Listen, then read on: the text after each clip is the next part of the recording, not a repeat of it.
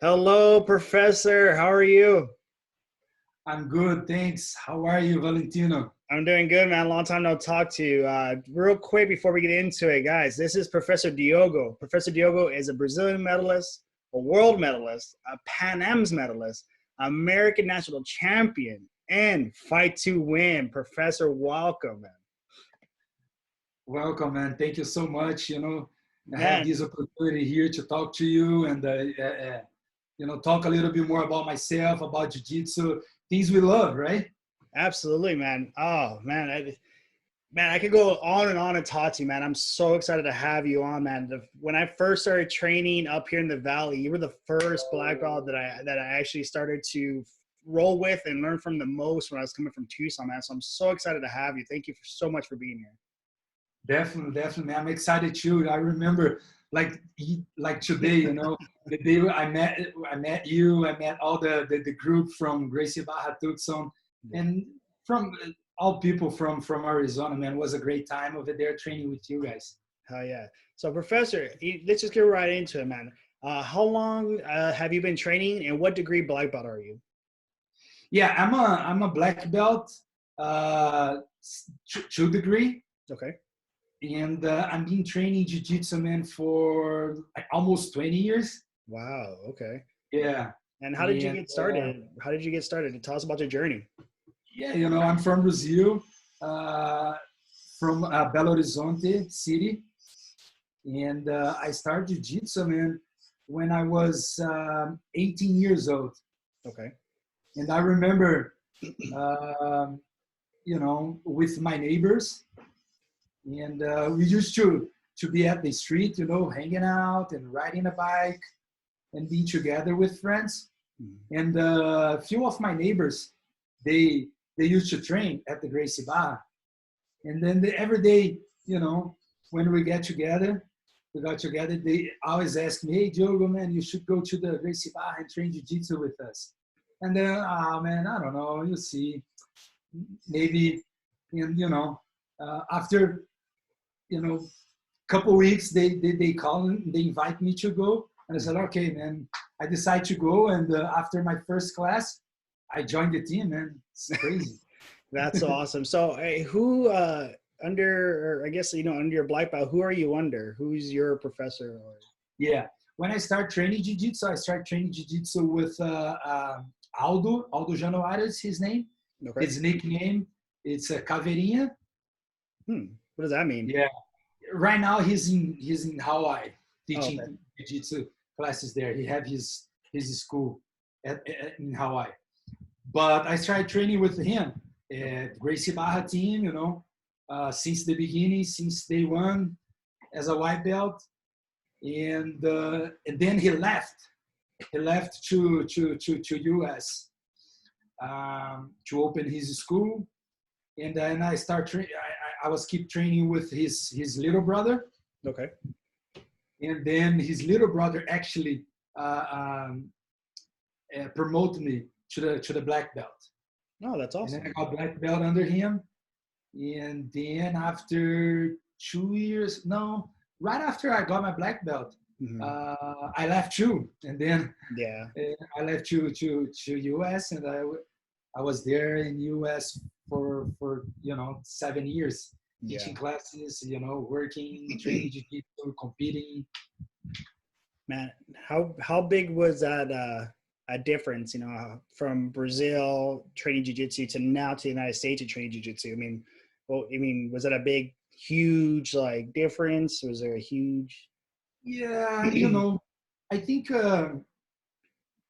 technically, Hmm. uh, you know, you can see a little bit difference here in Brazil. People more technical here in Brazil. Hmm. A lot of training, a lot of tough trainings uh, we have here. Like the gym used to have a lot of black belts, a lot of color belts training with us, and pretty much just train, and compete, right? Hmm. But I think that in US, people it's more professional. Okay. They not just train in jiu-jitsu, but They do physical conditioning. They eat a lot better. They organize their schedule better than us here in Brazil. What else? Like even tournament schedule. You have very specific tournaments you need to compete. Have the local tournaments, and then you have the world tournaments where all the tough guys go. I don't know. Here in Brazil, I have a lot of training partners, good training partners. But I like it too in US, because US a lot more professional in those aspects I said, with the physical conditioning and the schedule and the food, I think when you combine the professionalism with a train, with good tough training partners, man, you can become really good. Man, And I believe you, because man, every time I see your Facebook, you're always working out, man. And I hate waking up early. I hate, I never been big gym guy, but I've seen your posts of you're always working out, man, and it's so inspiring. So I mean, how do you feel, the training with the weights and everything you do is complemented to your jiu-jitsu? Yeah, on the beginning, my journey on the beginning, when I was a white belt and blue belt, man, I don't remember lift weights. It was just train jiu-jitsu. But after I got my purple belt, I start like looking to get more strong and have a better endurance. And man, it's no other way around. You have to lift weights, you have to ride a bike, and make a huge difference. Make a huge difference in my game, especially my physical conditioning. Like to do like 4-6 rounds of 10 minutes. Oof. It's the only way for you to do that. You need to lift weight, man. You need to do workout. And then I took these days now. You cannot miss the workouts. I'm always tell the students here, and everybody ask me some advice to complement jiu-jitsu classes. It's lift weights. Yeah, and I think there's a difference between the person who does this as a hobby, who maybe does it maybe once or twice a week, who really doesn't have any aspirations to compete a lot. But I mean, I've been telling students of mine too that if you want to compete, you also need to put armor on your body. And it's definitely, I can definitely see a difference between people who don't lift weights, and try to compete versus people who work out extra. But man, like Marcelo Garcia is one of those outlying guys. So man, it's crazy. You don't need to work out every day. Your main sport, our main sport, our goal is to be good in jiu-jitsu, right? You have to train jiu-jitsu every day, of course. This is your priority. Train jiu-jitsu, but twice a week, 3 times a week, you should lift weight. You should, build some muscle in your body.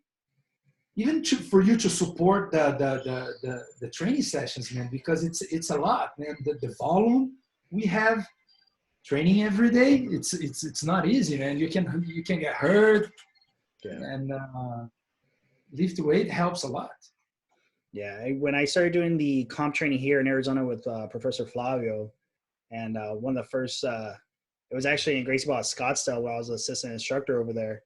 And Professor Flavio comes in and he's like, "Okay, guys, today's going to be hell." And I'm like, what do you say? And it was people throwing up, people, working hard, and getting right to it. I'm like, oh my God, I have to do something other than jiu-jitsu. I have to get my conditioning, my strength up too. So it's definitely one of those crazy things.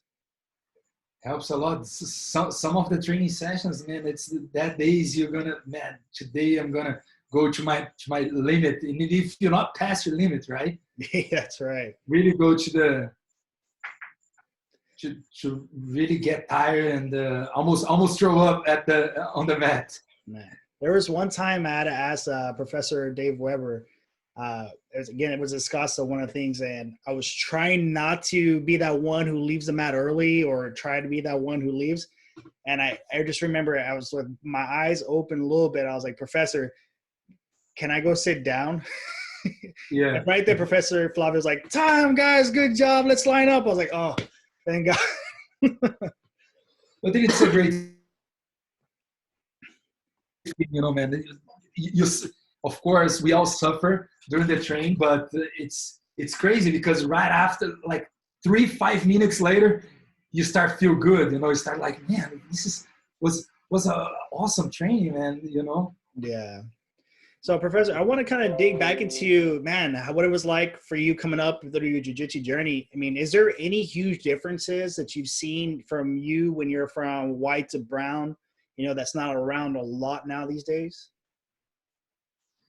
Oh yeah, man. You're never the same when you start training jiu-jitsu. Mm-hmm. I think the huge difference in myself after I train jiu-jitsu is the way I deal with things in my life. Okay. Definitely, this is the first thing to change a lot. Like my mentality. Okay. To deal with life, with problems, or even with things on the daily basis, right? When you have to really deal with a very hard day, you need to go to work, and you're not on the good mood, or when you're tired, and you have to train jiu-jitsu, example. Mentally, you get very, very strong with jiu-jitsu. Okay, that's true. You become more calm. You become more patient. You become more positive guy. You always happy. You always, I mean, not always, but you try to, right? That's right. You try to be positive with things. And this is the first thing changed me a lot when I start training jiu-jitsu. Mentally, I got very, very strong, very, very healthy. And then, of course, physically, I changed a lot. You know, I used to be a very skinny guy. Really? And, yeah, very, very. When I was teenage, I was very skinny, and then my body started change a lot after I trained jiu-jitsu, and then once you go the belts, right, blue, purple, brown, you see your game changing as well. Like you become more technical, you start doing like a very crazy moves, and yeah, man, you start looking to the people higher ranks, and it's like, man, I think I'm never gonna be able to do those moves. Yeah. And then after a year, after a couple of years, you're doing the same move. Yeah. Those higher belts was doing before. And yeah, man, jiu-jitsu is amazing. Jiu-jitsu changed you a lot, mentally, physically. It's a great sport. Yeah, man. I remember, the times we would spar, because every time I would come up to the Valley, I always loved sparring with you. And what I admired about you so much is that, even after practice, and I know how much you worked out too, that you'll still stay after and still work out with me or other students, and where does that come from? Was that from you? Was that from how you grew up with the jiu-jitsu journey? I think probably it's the where I grew up, right? The area I grew up training jiu-jitsu. Because in Brazil, man, everybody after train or before, let's say I don't know, the training session the class start 7 p.m. Some people like to get to the class, to get to the school earlier, Yeah. like 30 minutes earlier. And then those people, they already start training a little bit, like showing techniques to the others. And, you know, you start learning new techniques before the class, right? But the very traditional thing here we do in Brazil, and I think now all over the world, it's after the training session, after the class, everybody sit on the mat and start, you know, asking questions and start sharing techniques with the others. Yeah. And that thing we call the resenha, right? Yeah. There you The very famous resenha. The resenha, man, it's that moment where you finish the class, you're tired, but your mind doesn't stop. No. Your mind keep working. And then you start like, man, how you did that technique on me? Man, how I got tapped on that moment. Can you show me? And then you start sharing techniques with your friends, and then your friends sharing technique with you. And I think that's how I got this, you know, routine to, you know, before the class or after the class, man, sit down with your friends, sit down with your students, share a couple more techniques with them, some details. Sometimes you'll not be able to show everything in class. Yeah. That moment is very special. I think that's how I got that routine. Man, because I think that was so awesome from you, and because I've been to other schools where, man, as soon as class is over, like, okay, everybody, like, we'll see you later, close, you know. But for you, you know, like, no matter how long, doesn't matter, you whatever student stays on the mat, you'll stay there and you'll talk to them or teach them anything. And I always love that about you, Professor. So thank you so much for doing that, man. Yeah, of course, man. And if you think about, man, you don't want to leave, especially after the class. Your adrenaline is high, you know, your endorphin on you, and you on the mat with your buddies, man. You not even want to go home, and you want to stay there for train more and, you know, hanging out. So one thing I want to kind of get your knowledge too, that I think a lot of people would appreciate, especially for those people who want to be instructors or coaches someday. So every time I would come to one of your class, man, it was very professional. It was very crisp. It was a perfect, the way you taught, your energy. So before the class, you know, starts, is there like a routine or something that you do to plan your class? You know, can you walk us through what do you do before class? Yeah, man, I don't do anything special, to be honest. You know, I just, of course, all my classes, before I go to the gym, before I go to the school, to the academy, I prepare my class at home, you know. And in my mind, I already know what I'm going to do the whole class. Especially, you know, man, when you're a Gracie Barra instructor, you already know, man, the instructor class. You already have our curriculum. Yeah. You already know the techniques, or even, you know. But definitely, I prepare before I come to the gym. Okay. I prepare already in my mind. I know what I'm gonna say, what I'm gonna do in class. Sometimes we improvise, but you cannot jump in class without prepare. For sure. And about the energy, I believe it's we all have personalities, and my personality is like to be that guy. Okay. Smiling all the time, high energy. Man, even if I have tough days, like even if I have some problems, like, you know, personal things or even work, or, man, it's crazy. When I put the gi on and tie my belt and jump on the mat, like, I literally drop all the things I have, you know, outside, off the mat, and I just focus in on the students. I just focus in my performance because I want to perform well when I'm teaching, right? But I think I'll also come from my personality to be this guy, you know, very energized guy. I was like this when I was a kid, man. Actually, that's why I started. One of the reasons I started training jiu-jitsu, it's because I was this guy, you know. Okay, man. And, on the mat, it's not different. Man, one of the best advice I got was from Professor Victor, who we both know and train with, and he gave me some advice that you gave to him, and it's changed my way of coaching, especially when it comes to kids. And you know, Professor Victor, the way he speaks, he's like, man, you have to act for the kids, act like it's a movie, you know, like it's exciting, explosive, clapping, you have to be energized. And man, that helped me so much make a connection with the kids. So if you don't mind me, was that something that you discovered, or did somebody pass that down to you?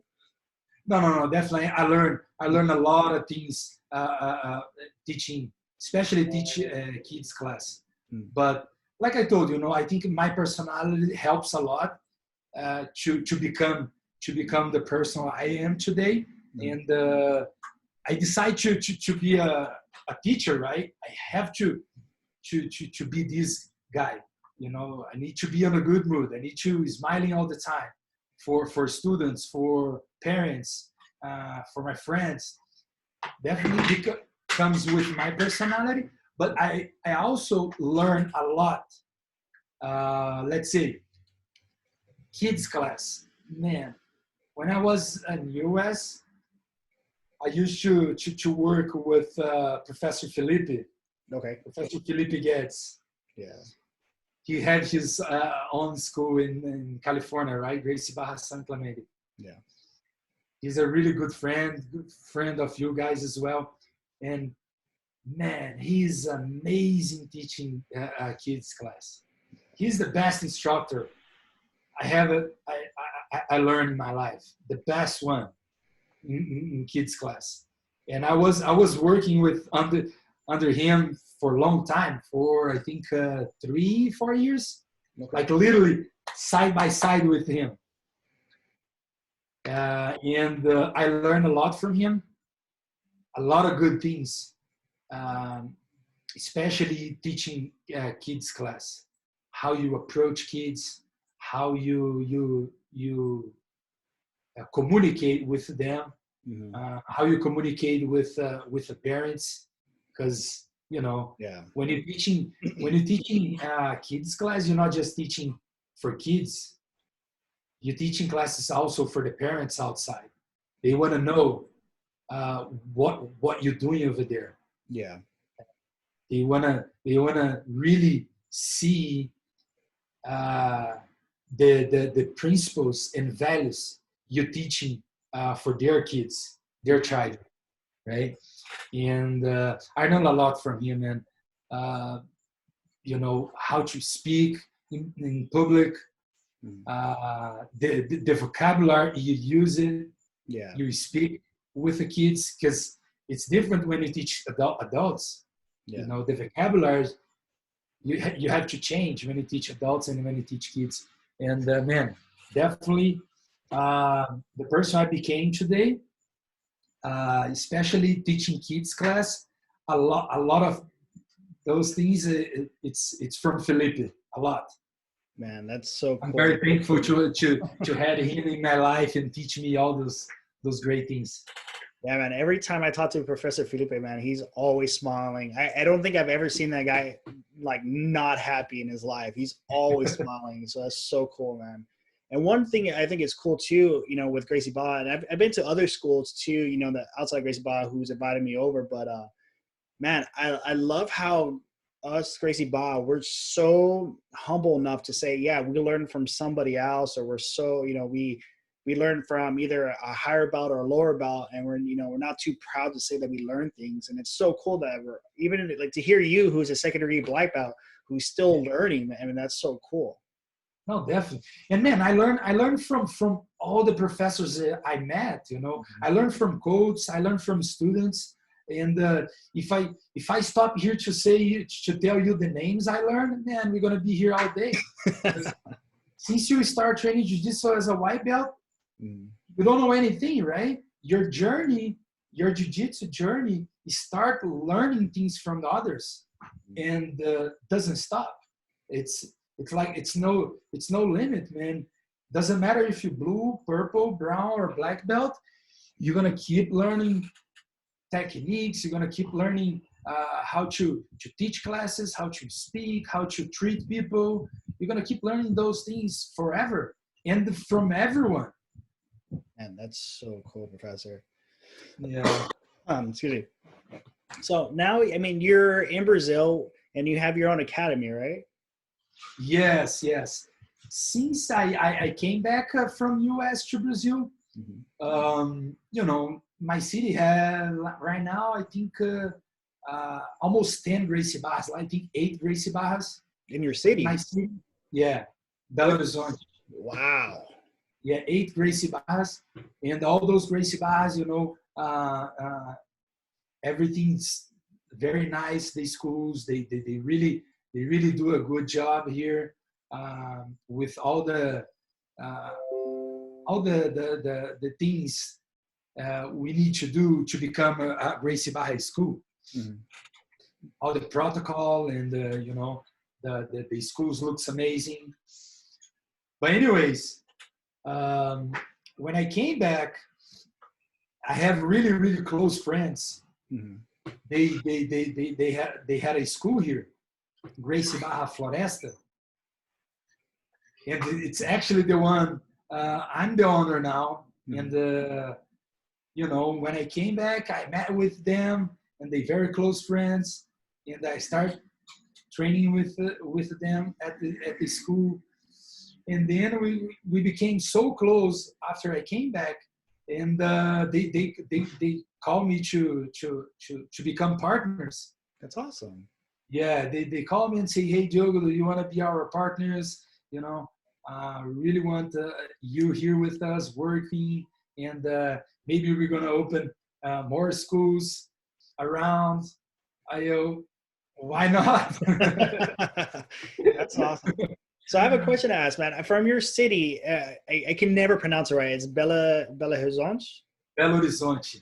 Belo Horizonte. Belo Horizonte means like a good view. Man, forget the view. I heard fighters from your town are the toughest. It is. Man, that's what I heard. I heard that, man, your town has the reputation of having tough, hardcore fighters. You know, tell me about that. Man, here in Belo Horizonte, a long time ago, two really good professors came to Belo Horizonte to establish Gracie Barra here, right? Okay. Which is the Draculino, Dionísio Draculino, and the Aldo Januário. It's my professor. Okay. And they both came from Rio de Janeiro to Belo Horizonte, you know, to establish Gracie Barra, to open schools here, and really grow jiu-jitsu here in this area. And then both they did a really good job. Especially Draculino. I don't know. Draculino was more older. Okay. And definitely had more experience. He brought a lot of good things he learned from Gracie Barra in Rio de Janeiro, the headquarters in Rio de Janeiro, where Professor Flávio came from, Marcio Feitosa came from. Yeah. They all came from this same school. They all was together training over there. And one of the toughest Gracie Barra here is the Gracie Barra Belo Horizonte, which is the Draculino school. Used to be the Draculino school, right? Still his school, but now his students teaching classes. Yeah. Over there. And man, they are tough, man. They training hard, they compete a lot, and they really have that the old school mentality not mentality of, to run the school, but the old school training sessions where like, man, no easy training, I don't care if you're tired, you're gonna keep going. And yeah, man, for you for you to survive on that school, you need to be really tough. And then of course they divide people by level. Yeah. They have the GB1 classes, the fundamentals classes, where people go a lot, more slow, and then they learn basic things. But once you go to the advanced classes, GB2, GB3, man, go hard. So yeah, because I mean that's the reputation that your town has that I hear from, like, Professor Dracolino, Professor Ramiro Brahal. They all come from there. Yeah. Yeah, and I heard that, and I asked Professor Victor, I'm like, "What's up, man?" He's like, "Cause we're crazy, bro." Yeah. Sometimes I think you need to find a balance, and not just the balance, but you also need to really find the right people to train like this, because it's not everyone is ready mentally and ready physically to train hard like this, like the old school people. But man, you're gonna learn how to deal with those pressure. And like we have that very famous phrase, right? Things cannot kill you, it's gonna make you strong. For sure. So let me ask you a question, on that old school type of training and then what we do at Gracie Barra now. I mean, obviously they both have, their pros and cons, So, I mean, do you prefer yourself? I mean, do you like the old school training or do you like how it is now? Man, without like other things, I'm 100% the way we do now. It's a lot better the way we train now.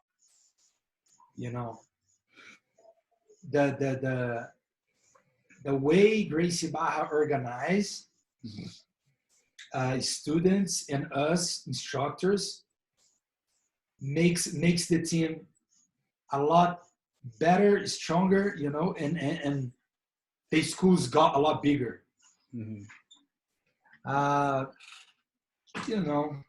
I don't, to be honest, I don't miss anything from the old school. Like, I really appreciate the people, pave the road for us to go now.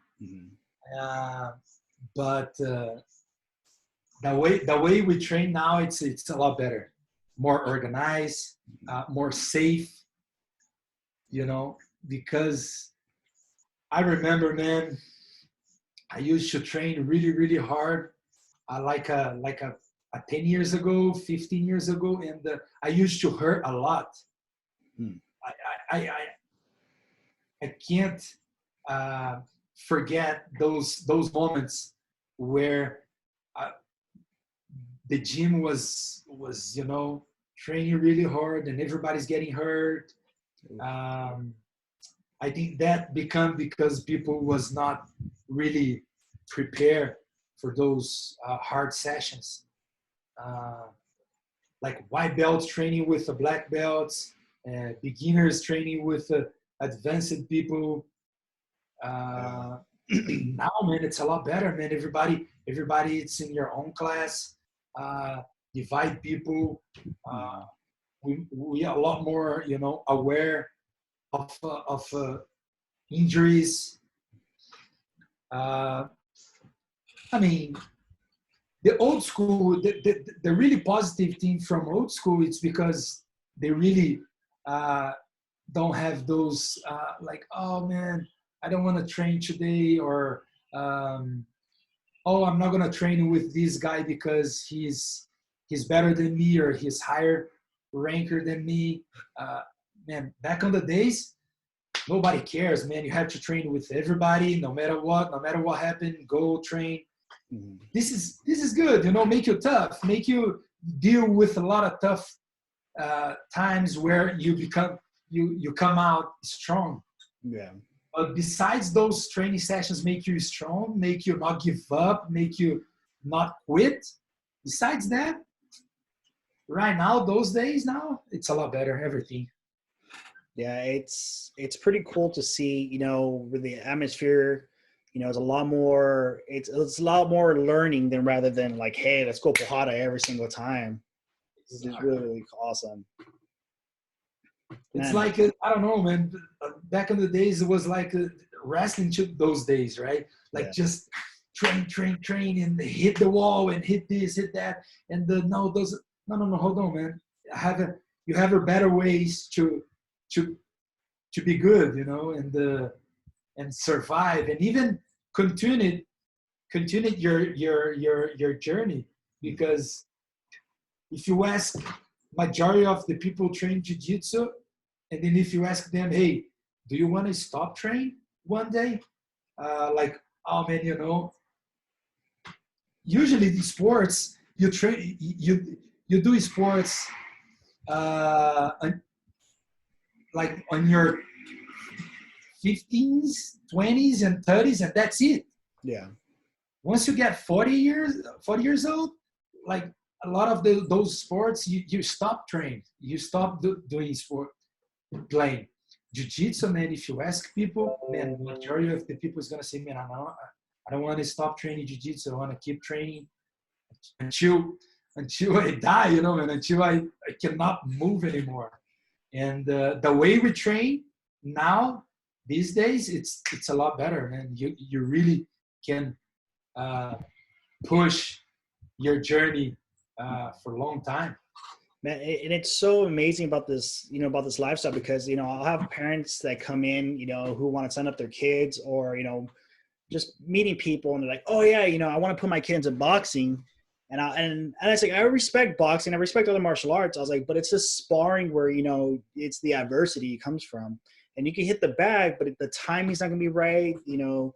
And if you spar, you know, especially with like boxing, if you spar, you can't spar every single day and get punched in the head every single day. In jiu-jitsu, Right. you can spar every single day as hard as you want and still be safe. You know, Uh-huh. that's so great about jiu-jitsu. Yeah, no. That's the amazing thing, man. It's like what kind of sport, what kind of martial art you can train after 40s, 50s, 60s, 70s, right? With your son, with your cousins, and you know, uh, it's amazing. The only thing difference for me now is that now that I'm going to be 35, if I spar with these teenagers or early 20 guys, yeah, I can keep up, but the next day I'm in bed like, True. That's true. So let me ask, man, because I really want to ask this from you. So you have your son, and man, I seen him on your mats. So let me ask you, is he going to grow up training the old school way, or is he going to train up now? A mix of both. both. Does I'm he not like gonna it? lie, and I'm gonna teach old, some old school to him. Uh, but you know, like I said, man, on the way where he will be very, very safe and respectful guy. Um, he cannot forget the values we learn from martial arts to become really, really, really good, like a samurai, right? Mhm. Uh, you wanna be tough, you wanna be hard worker. Awesome, great. That's what I wish for you. But you cannot forget to respect people. You know, the way you act on the mat, the way you know present yourself when you go train. All those things needs to be very. He needs to be very polite with people. You know what I'm saying?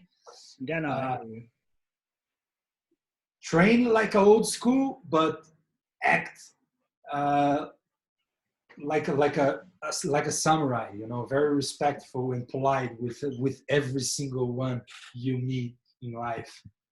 That's something I respect, you know, from you, is, man, when you were teaching classes, you were always looking people in the eye. very professional, man, and Yeah. that's values that man that hope to get passed down for generations and generations.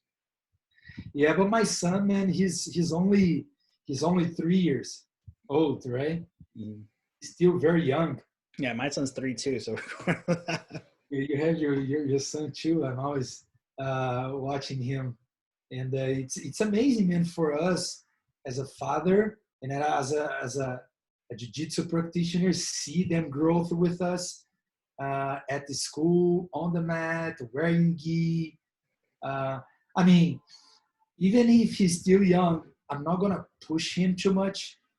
Um, I hope he gonna follow his daddy steps yeah. on the mat. But if not, it's okay too. I'm gonna let him do whatever he wants. Mhm. But I'm gonna show him the jiu-jitsu way of life. This is what we believe, and I hope he can keep training and become a black belt. We'll see. Well, Professor, this is a part where in the podcast where I kind of throw out some questions. I call this the competition, the comp rounds, the competition rounds. So I'm just gonna Uh-huh. ask you some real quick questions, and on the top of your head, just spit out your first answer. Okay. Cool. All right. So first question: what is your favorite submission? Ooh, arm lock, Oh, nice. Okay. arm Yeah. bar. Now let me ask you another tougher question, and I'm not sure if you don't want your. I'm not sure if you want to tell your students to go away or. But what's one of the submissions you hate to be caught in? Ooh, all the submissions. No, no, no, no. The ones I hate, triangle.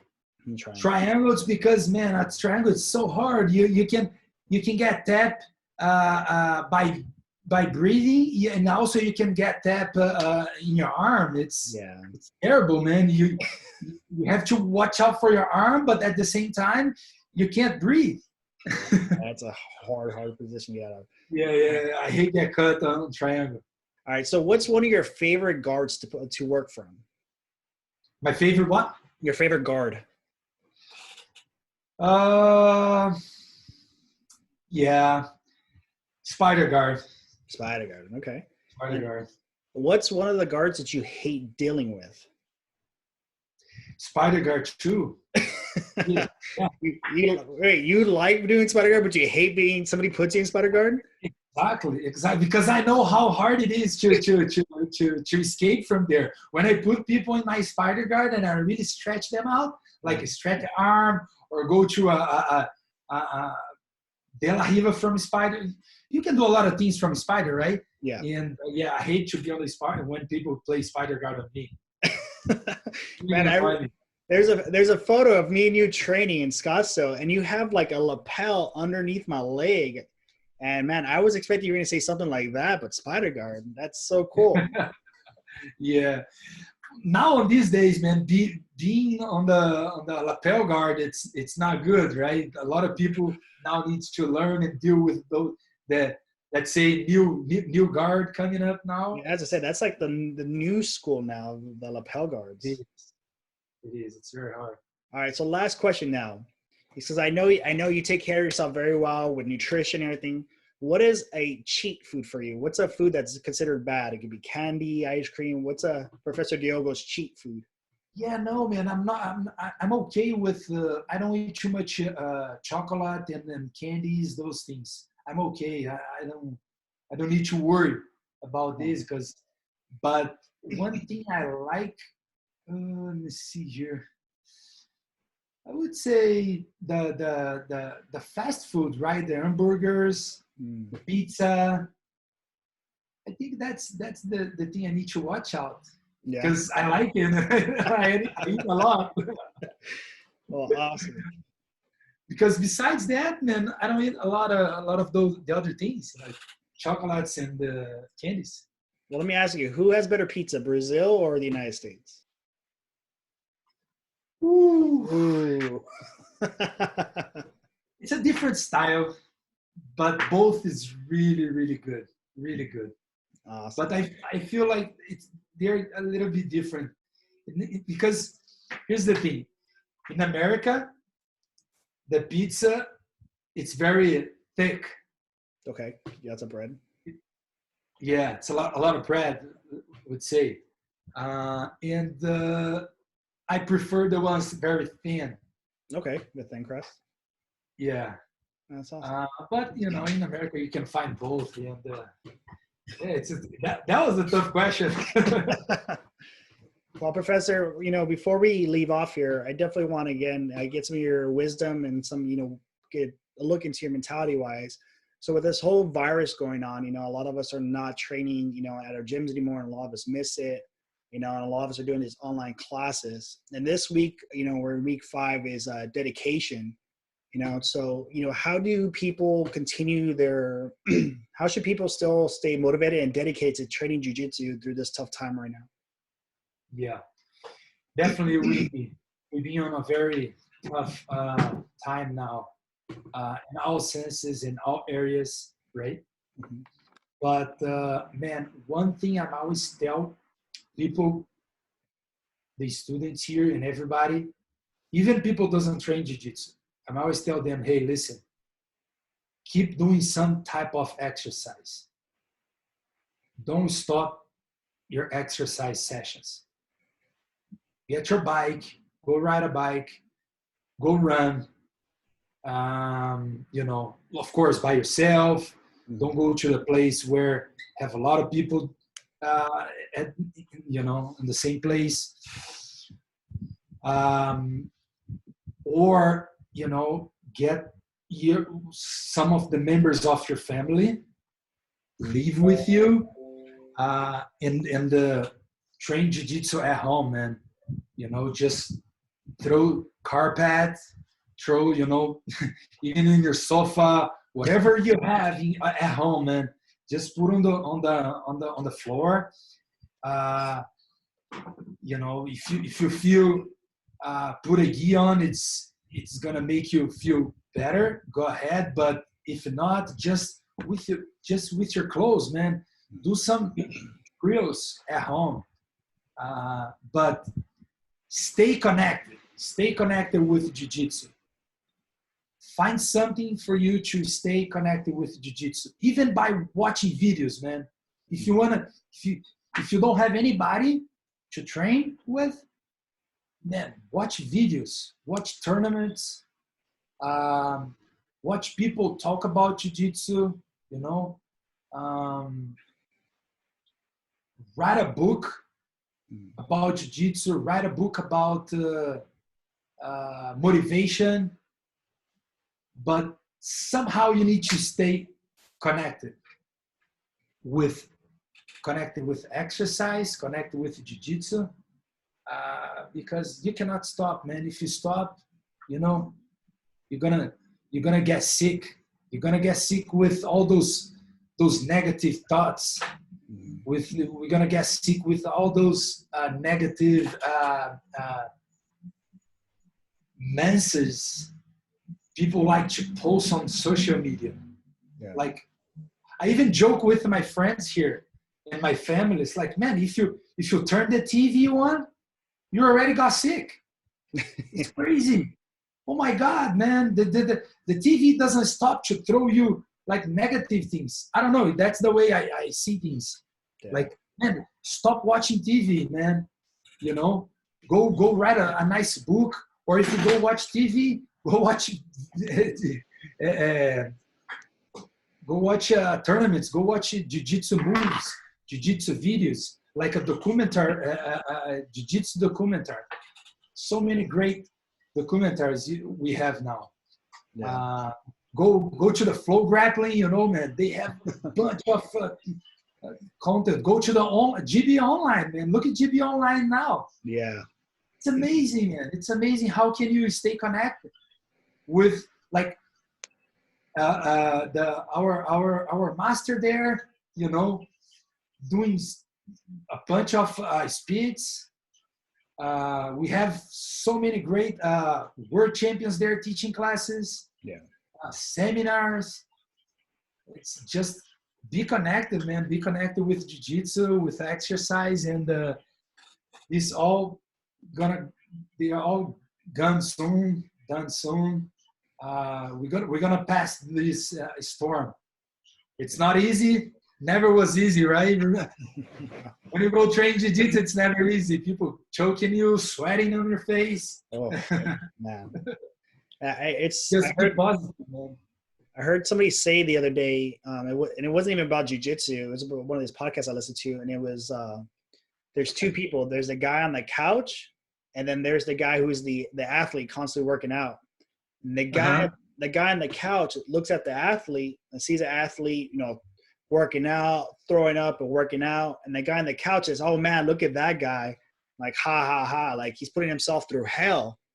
And then, man, when time comes where you need to get off the couch, the guy who's been working his butt off, is looking at the guy on the couch now and saying, ha, ha, ha. So it's crazy. Exactly, man. Just somehow you need to do something, man. Do your exercise at home, and just think, man, this is not gonna stay for forever. These tough times, this virus is not gonna be here for too long. Eventually gonna go away, and once they're done, how you feel now? Are you was at the couch just not doing anything and just sleeping and then eating bad food, or you was there exercising, learning something from the book, from video, from and yeah, man, it's just, I don't know, it's because I'm like this, always positive, and always look to some good things from these hard moments. But yeah, we're gonna come out a lot stronger. That's awesome, Professor. Well, Professor, man, thank you so much for taking time out of your day, man, to do this podcast with me. I was so excited and to get you on. And I know tons of students here in the Valley are going to be excited to hear from you, man. Is there anything else that you want to say, Professor? Man, I just want to thank you first, to invite me, to give me this opportunity here to speak, to talk about what we love the most, to try to spread out the jiu-jitsu way of life we do, and hopefully people learn something from this podcast. And I want to thank you for all of you guys in America, in Brazil, people from Arizona, all the professors I learned from, or I worked under them, the students. You guys are awesome. And yeah, man, I hope we're gonna get together one day to train more together.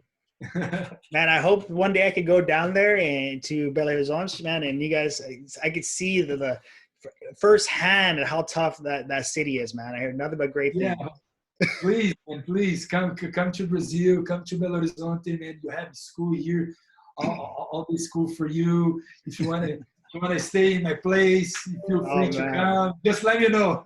Awesome, Professor. Well, thank you so much, Professor, for doing this, man. Thank you so much, too, man. Thank you. Hope to see you. Bye.